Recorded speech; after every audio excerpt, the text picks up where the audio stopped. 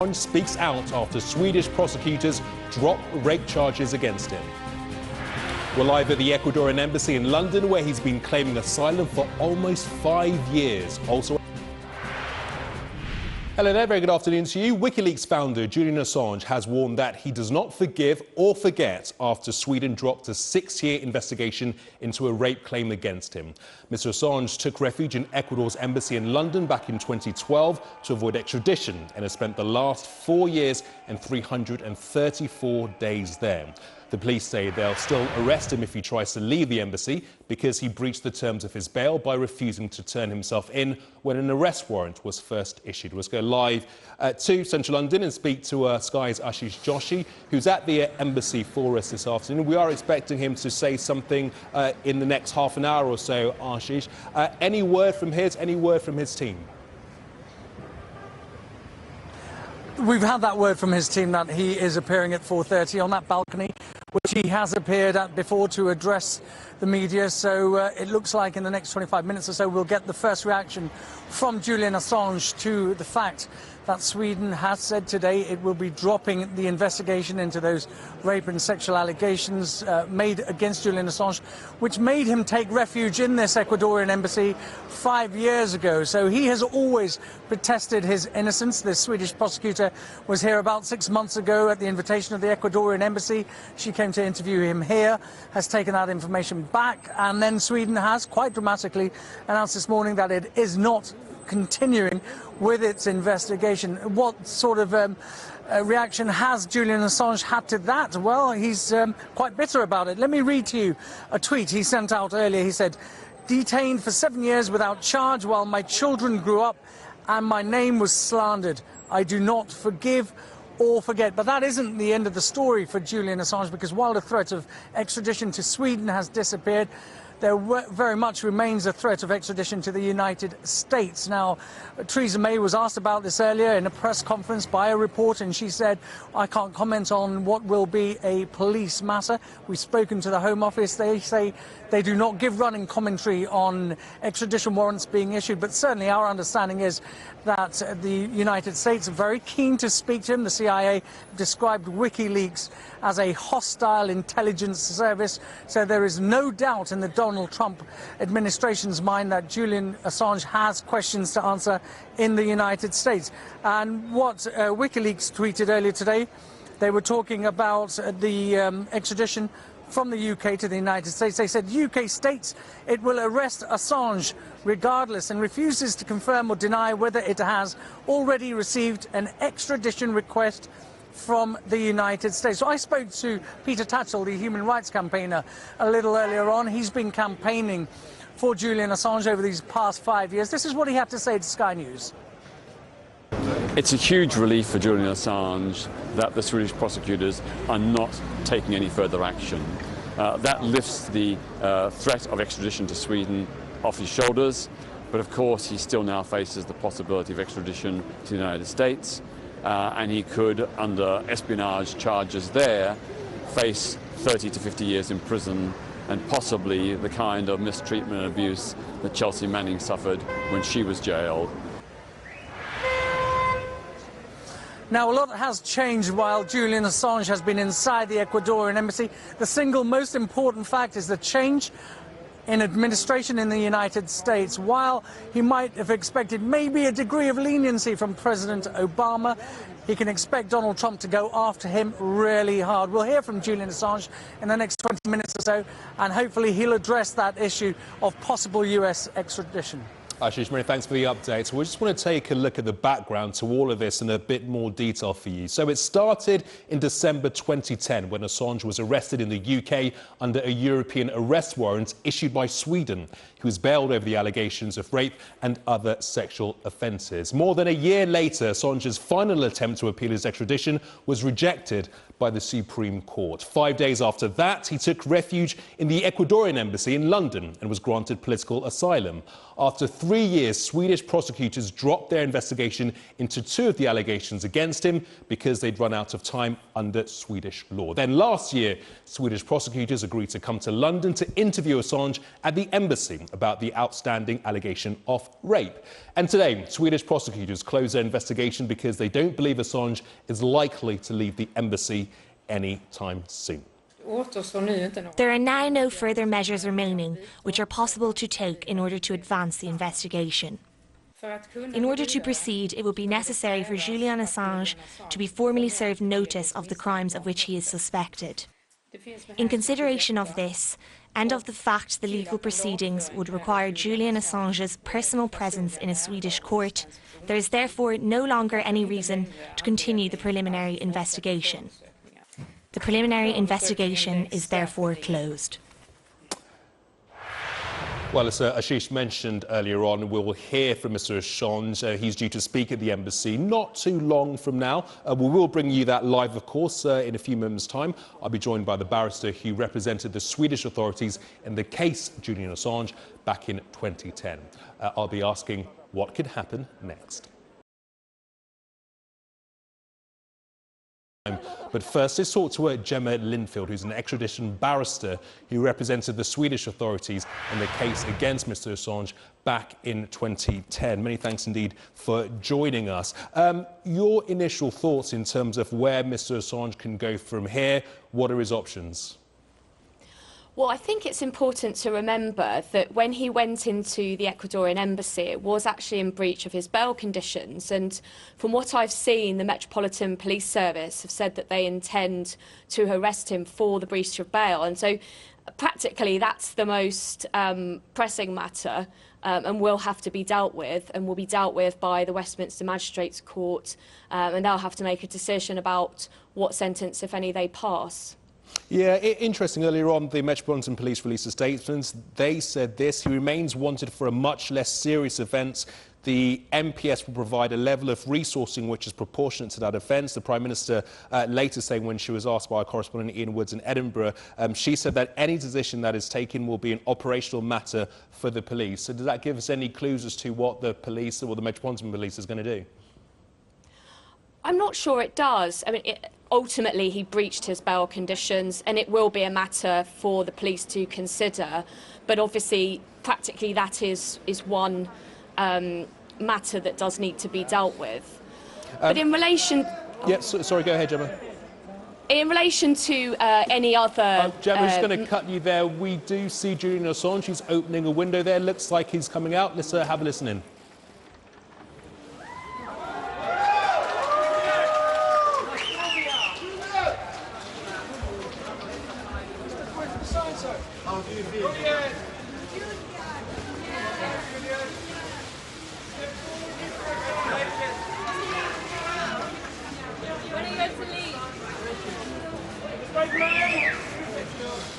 What are you going to do now? Where are you going to go next?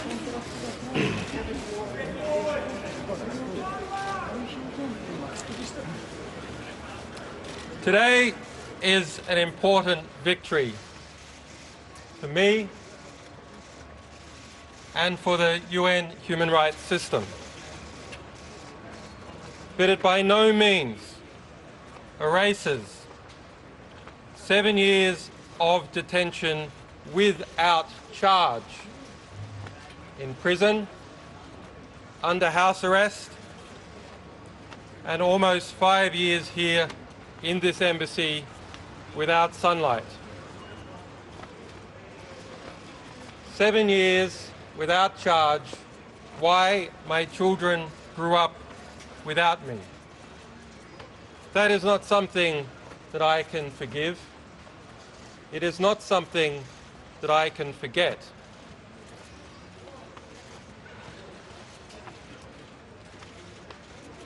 The inevitable inquiry into what has occurred in this moment of terrible injustice is something that I hope will be more than just about me and this situation, because the reality is detention and extradition without charge has become a feature of the European Union, a feature which has been exploited, yes, in my case, for political reasons, but in other cases has subjected many people to terrible injustice. In Sweden, indefinite detention is a policy. There is no time limit that someone can be detained without charge. That is not how we expect a civilized state to behave. Similarly, extradition without charge is not something that we expect from the rule of law in the United Kingdom. It's a measure that was introduced as part of the European Union system to turn the European Union into a federation. In 2014, in response to my situation and other abuses, the UK government changed the law to prevent further extradition without charge from the UK, but it is still a problem in the rest of the European Union. I would like to thank, in this situation, the United Nations, particularly its human rights system, which is the last resort that we all have when we are bound up in our legal circumstances with the particular politics of a country or the geopolitics that exists between different states. I would also like to thank Ecuador, its people, and its asylum system, who have stood by my asylum despite very intense pressure, including pressure to use the European Union's trade system to penalise Ecuadorian exporters. A terrible violation. What is the truth? I'd also like to thank my legal team who've worked very hard and for no money, and all the other people that have stood by me in this process. But let us understand, while today was an important victory and an important vindication, the road is far from over. The war, the proper war, is just commencing. The UK has said it will arrest me regardless. Now, the United States, CIA Director Pompeo and the US Attorney General have said that I and other Wikileaks staff have no rights. We have no First Amendment rights, and that my arrest and the arrest of our other staff is a priority. That's not acceptable. Wikileaks will continue its publications. Today, in fact, we published new important material from the Central Intelligence Agency, CIA Vault 7 Athena, a system to penetrate and spy in a statistical way anyone that the CIA happens to be interested in. Such measures are conducted without warrant, and the threats towards me, my staff, and Wikileaks as a publisher will not be tolerated and have not been tolerated. Our publications are proceeding at speed, and that speed in relation to the CIA is accelerating. Julian, are you going to surrender to your bail here in London? Finally, Can you just tell us the truth? Finally, in relation to the asylum rights that we all have, we do all have them. The United Kingdom, the European Union, is a party to the 1951 Convention on Refugees. It states that it adheres to the right for all people to seek asylum, to receive asylum, and to enjoy asylum. I have that right in a political case. We all have that right. So the claim by the United Kingdom that it has a right to arrest me for seeking asylum in a case where there have been no charges, which has now been dismissed, is simply untenable. So will you leave the embassy now? My staff, my legal staff, have contacted the United Kingdom authorities, and we hope to engage in a dialogue about what is the best way forward. To some extent, the United Kingdom has been exploited by the process that it entered into with the European Union, where it agreed to extradite people without charge or any consideration as to the facts. That is, to an extent, a forced position that the United Kingdom has been put into, and the first part of that is over. The UK refuses to confirm or deny at this stage whether a US extradition warrant is already in the UK territory. So that's the dialogue that we want to happen. Similarly with the United States, while there have been extremely threatening remarks made, I'm always happy to engage in a dialogue with the Department of Justice about what has occurred. Finally, we have had another very important victory this week, even more important and more conclusive than the one we have achieved today. And that is the release of Chelsea Manning from prison after 7 years detained in a military prison. Through an extensive fight, we and others managed to have him released 28 years early from his sentence, alleged WikiLeaks source Chelsea Manning. So some very important victories, but the legal conflict with the United States and the United Kingdom at a formal level continues. And I and WikiLeaks as a publisher encourage you to continue to support us in that fight. For us, of course, for our alleged sources, but also because precedents are being set. The precedent about whether people have the right to seek asylum, and the precedent about whether we have the right to publish information, all of us. How can it be that a journalist and publisher operating from Europe can be extradited to the United States? We don't operate in the United States. We don't publish from the United States. So that's a threat to all journalists around the world, wherever they operate, that if they expose serious abuses occurring in the national security domain, there's a threat to extradite them, or indict their organization or their staff. Okay, that's it. Thanks, guys. Bye-bye.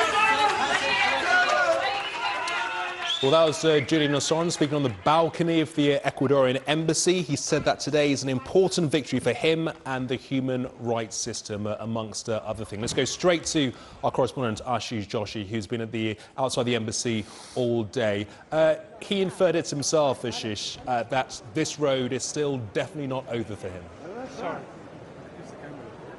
No, he knows, because there's still the threats of extradition to the United States. He addressed that a couple of times. He started off with a reference to victory littered throughout his statement. It was, this is a major victory. It's one of many we've had this week. A reference to Chelsea Manning being released from prison. Chelsea Manning was a soldier who supplied WikiLeaks with lots of classified information from the United States military. She has been released 28 years early, but the distinction there is she was, at least Chelsea Manning's prison sentence was commuted by the then President Obama. Julian Assange's problem is he now has to contend with a change in residency in the White House, Donald Trump. He talked about, Julian Assange talked about the director of the CIA, he talked about Jeff Sessions, the Attorney General, because the language coming from Washington at the moment is Donald Trump wants to go after Julian Assange and he wants to go after him hard. The CIA described Wikileaks as a hostile information service. So they've set their stall out, the Americans, they know what they want. And Julian Assange knows now that he's had this victory with the Swedish prosecutors, but he'll have a much harder time. He's talking about engaging in dialogue with the White House. The White House isn't going to engage in any sort of dialogue. They will want the British police to arrest him, firstly for breach of bail conditions in relation to the European arrest warrant, and then secondly, an extradition request will be issued by the United States because they'll want to take him back to America to speak to him about this classified information, which he claims as a publisher based in Europe, it is his right to do. But you heard and saw the reaction from the people here today. Julian Assange came out, he had a clenched fist, there was a lot of triumphalism there. Clearly, he feels very angry about what the Swedish authorities and the fact that he has ended up living in a room within the Ecuadorian embassy away from his family for 5 years. So he clearly feels very angry about that, but he has a much more difficult case now with the US authorities. Ashish, many thanks indeed. Well, let's go back to Gemma Linfield, who's an extradition barrister I was talking to a little bit earlier on. She represented the Swedish authorities in the case against Julian Assange back in 2010. Thanks for staying with us, Gemma. I just want to pick up on that point that Ashish was making a few moments ago. Mike Pompeo, the CIA director, has said that he believed that Wikileaks was a hostile intelligence service, and there is this concern by Mr. Assange and his team that they still don't yet know whether the Americans have requested for Julian Assange to be extradited to the US. Yes, I mean, it's very standard for the Home Office to make a statement that they'll neither confirm nor deny that an extradition request has been made against someone, and that's plainly for obvious reasons. You don't want to tip anyone off that there's an extradition request against them. An extradition request obviously has to be based on a prosecution or a successful conviction and sentence. And it is a matter for the prosecuting authorities in the US if they are seeking to prosecute him. However, back in 2010, there was mention of the fact that he was to be investigated. It would have been around then that one would have expected an investigation. Perhaps one has been ongoing, we don't know. Plainly, the nature of investigations, again, is that they tend to be more secretive so that details aren't leaked. And so it would have been, I would have expected for there to have been some form of decision on prosecution before now. Plainly, in the US, it may be that a change of administration may change the position of the US Attorney General, but it really does remain to be seen. But there was nothing to stop the US prosecuting Mr. Assange and seeking his extradition alongside the Swedish proceedings. The only practical problem that there's been since 2012, of course, is if there had have been an extradition request from the US, there would have been practical difficulties in executing that because of Mr. Assange taking the decision to remain in the Ecuadorian embassy. So logistically, had there been a request, it would be difficult to understand how that could have been executed. So, Gemma, with everything that's happened today, ultimately, has his position changed? I mean, could he now walk out of the Ecuadorian embassy, or is it a case that if he does walk out of the Ecuadorian embassy, if the extradition has been requested by the United States, he could still be arrested by the Metropolitan Police? Well, if the extradition has been requested, what would happen is the police would take the request to a magistrate at Westminster to a district judge at Westminster Magistrates Court, and they would seek a domestic warrant under the Extradition Act so that he could be arrested. Again, that's a matter that's not public knowledge, and so therefore we wouldn't know if there is a request and there is an arrest warrant. It remains a possibility because we simply don't know whether an extradition request has been made. He says that this is a victory for him and it's a victory for his team, but it's not an exoneration, is it? It's not an exoneration. there was a prosecution. I think we have to be quite careful about the language that's used. Obviously, lawyers can be quite pedantic about that. There was a prosecution against him. That's why there was a European arrest warrant. And the prosecutor has taken a decision after reviewing the case. Every prosecutor within the EU has to keep a case under review. That's what's happened here. And there's been a discontinuation of the proceedings. There is obviously now not going to be proceedings against him. But it's not an exoneration, but neither is it a continued allegation either. Gemma, many thanks for your insight and your expertise. Thanks for joining us this afternoon. Thank you. Well, still to come on Sky News. We'll have more on this breaking story regarding Julian Assange. He's come out, spoken on the balcony of the Ecuadorian embassy. He says that today is a victory for him and the United Nations human rights system. He also, in his very brief statement outside the embassy, spoke about the issue of him being detained for 7 years without charge. That was 7 years that his children grew up without him. He spoke about those 5 years in the embassy without sunlight. He said that is something that he cannot forgive. And he cannot forget. We'll have more on this breaking story about Julian Assange in the next few moments. Stay with us, lots more to come.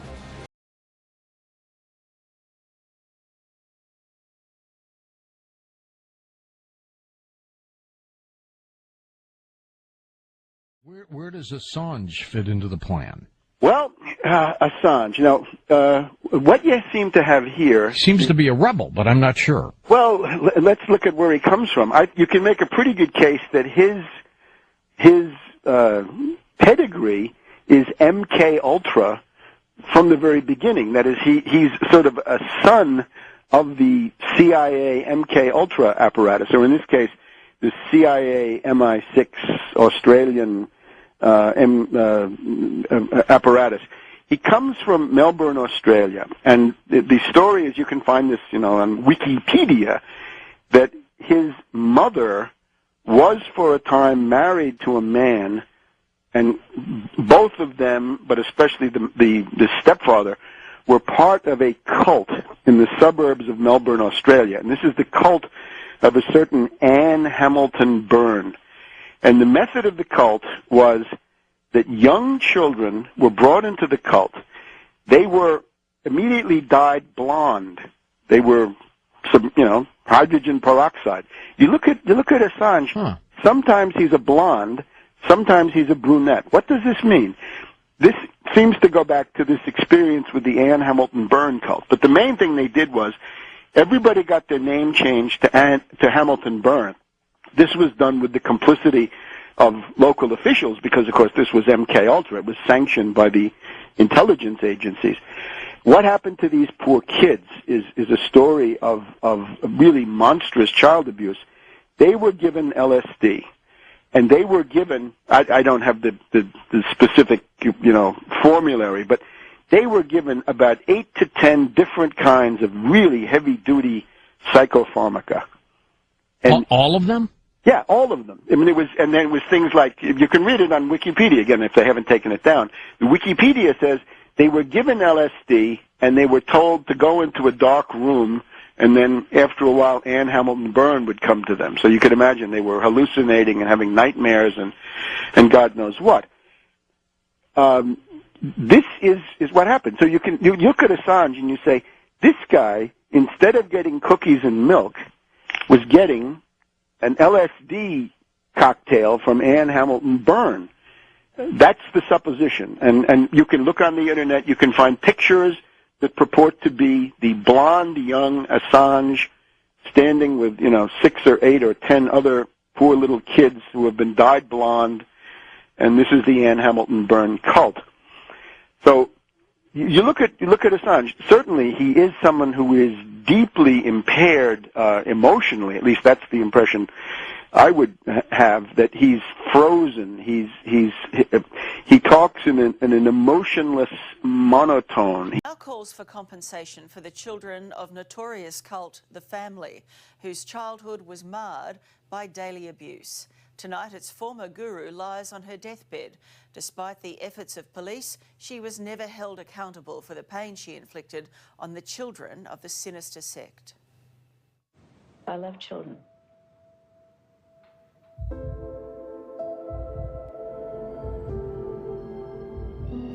It was eerie. This was where some of the worst crimes were committed, allegedly, against the children. No kid should ever have to put up with what we did. This is the moment of rebirth upon a new planet. Allegations of child theft at birth, the administration of a drug, LSD, to children. You start to think, I can't walk away from this. She is a sociopathic monster. They called themselves the family, but this was no ordinary family. We weren't allowed to be children. We were designed kids. Their motto, unseen, unheard, unknown. But this bizarre cult is now world-renowned, as more details of what went on inside it are uncovered. Everything was taken away from us children. Everything you can think of. Tonight we'll show you the never-before-seen police interviews. Did you want to speak to your solicitor again? Or try to ring him again? You'll hear from the dogged detective who wants to see change. But was justice totally done? No. And there's calls for Australia's lost children, now adults, to get the proceeds from this cult leader's estate, reportedly worth up to $10 million. I think the people who have been damaged should be compensated. They're doing it tough. Aren't they for sweet? No, that's really beautiful, that, honey. And Hamilton-Byrne looked like an enchanting movie star, charismatic and beautiful. But that smile masked what's been described as evil incarnate. In my time in policing, she is the most evil person I've ever known. Here in Melbourne's Lake Eildon, up to 28 children were collected by Anne in a sick bid to create a kind of master race. Some of her 500 disciples helped convince mothers to adopt them out. They thought the kids were going to a good home. The reality was far from it. We didn't have identities. We didn't have our correct names, our correct ages. The children raised in this house of horrors were made to look picture perfect, donning neat little uniforms and matching hairstyles.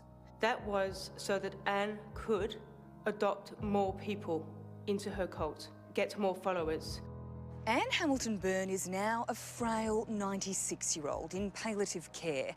As her life comes to an end, former sect members are asking what will happen to her massive fortune. We didn't have everything that we needed. We had most things. There's quite a lot of money in her estate, and I believe it's time that this case was reopened and that the money that's left in her estate should be distributed to the people that she harmed in the course of establishing this cult. Anne wanted to look like she was an incredible mother with this number of children, well-dressed, well-behaved. Propaganda is all it was for. Anna Ray Trina Byrne, who grew up in the sect, knows that behind the Von Trapp family facade was a fearful existence. We were a team of children trying to live without kind people. Adam Lanchester, another of the cult children, punished on a daily basis. Beltings, no food. Auntie Anne and my mum Elizabeth Whittaker held my hands and burnt it with a cigarette lighter in front of all the other kids. Living in Lake Eildon, what was that like for you? Hell. Hell on earth. Anne would recruit mostly suburban housewives and some of society's highest flyers. Doctors, we're talking nurses, we're talking barristers, solicitors. There were so many bizarre stories about who she was. We had to drill down and get the facts. A new documentary called The Family, filmed over 3 years, is revealing new case details. Director Rosie Jones. It's a story about family, about love, betrayal, loyalty. I was in the sector 1971 until September 1985. The film includes police interviews with the children shortly after they escaped, as well as cult members. Dan came across and said to me, it's time that you got married and had a child. How long after you've been initiated was this? Only for a couple of days. So this is basically about 10 days after you first met her? Yeah, I didn't have time to think. I had been taught that police and other outsiders would hurt us,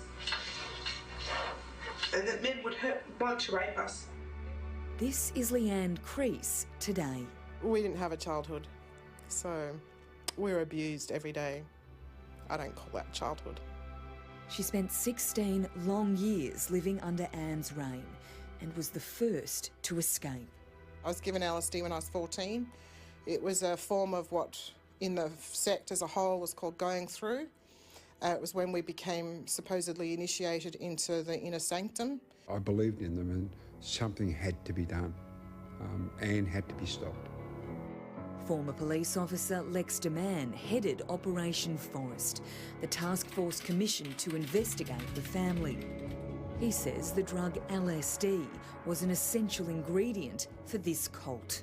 And when they were administered the LSD at night and the room was dark, Anne would appear at the doorway with a bright light behind her, with, would you believe, dry ice in a bucket behind her. And so through the hallucinatory process, they would wake up and they would believe they have seen Jesus Christ.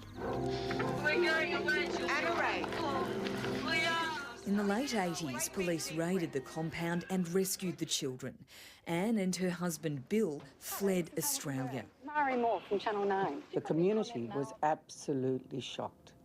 They couldn't believe that those children had been locked away and treated like they were, and nobody noticed.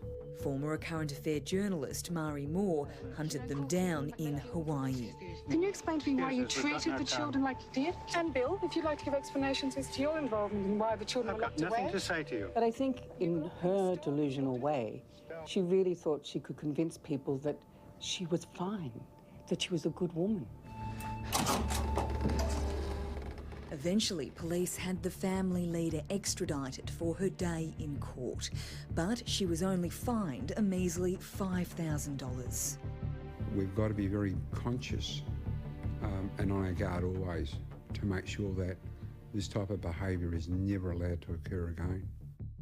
We are doing well under the circumstances, but I will argue that we are all struggling. And those scars do live within you forever. I'm in awe of the resilience that they've shown through what they've gone through. Hello, how are you? Recently, a huge moment for Adam as he reconnected for the first time with his blood relatives. They're my everything at the moment. Slowly, we're really bonding as a family, as a family should be. Sequel. His past includes a carefree childhood, escaping a cult and motorcycling around Vietnam. Wikileaks.org is the whistleblowing website that's responsible for dozens of high-profile leaks, including this year's Iraq attack helicopter video. Much of the information contained in the long profile of Assange is this week's New Yorker's is not new. Assange and his haphazard crew are overly paranoid. Assange is a passionate crusader who sees Wikileaks as the vanguard in a new movement for radical transparency. Wikileaks video demonstrates conclusively that innocent people get killed in wars.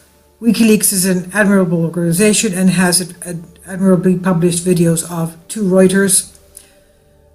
New York reporter Rafi Khachaturian delves deep in Assange's past, and we learn about the abbreviated childhood that shaped his obsessions. Assange for a time lived in the tiny magnetic island off the coast of Australia. He was homeschooled, grew up riding horses and making rafts, and when he was 8, his mom hooked up with a musician and things got weird. The musician became abusive, he says, and they separated. A fight ensued over the custody of Assange's half-brother, and Claire felt threatened, fearing that the musician would take away her son. Assange recalled her saying, quote, "Now we need to disappear," end quote, and he lived on the run with her from the age of 11 to 16. When I asked him about the experience, he told me that there was evidence that the man belonged to a powerful cult called the Family. Its motto was unseen, unknown, unheard. Some members were doctors who persuaded mothers to give up their newborn children to the cult's leader, Hamilton-Byrne. The cult had moles in government, Assange suspected, who provided the musician with leads on Claire's whereabouts. They escaped and moved across the street from an electronics store where Assange learned computers. Eventually, Assange became a part of a hacking collective known as the International Subversives, adopting the moniker Mendax, M-E-N-D-A-X. He fell in love with a 16-year-old girl and joined a squatters' union with her. After a series of increasingly brazen capers, he got arrested for hacking and spent some time wandering in the wilderness and tooling around Vietnam on a motorcycle. Really, how could this guy end up becoming anything but the shadowy leader of an activist network dedicated to exposing government secrets? This is quoted from The New Yorker.